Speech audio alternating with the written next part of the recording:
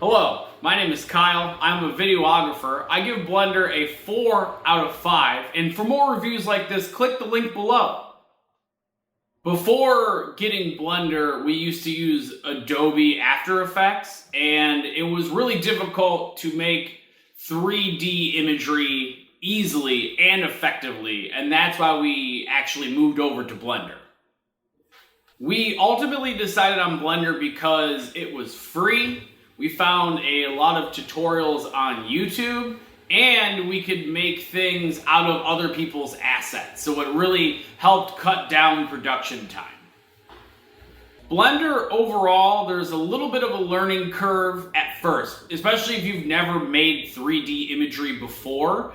But after that, when you do a couple tutorial videos on YouTube or on Blender's website, you kind of get a feeling of how the structure will work for you, and then it'll cut down a lot on your time.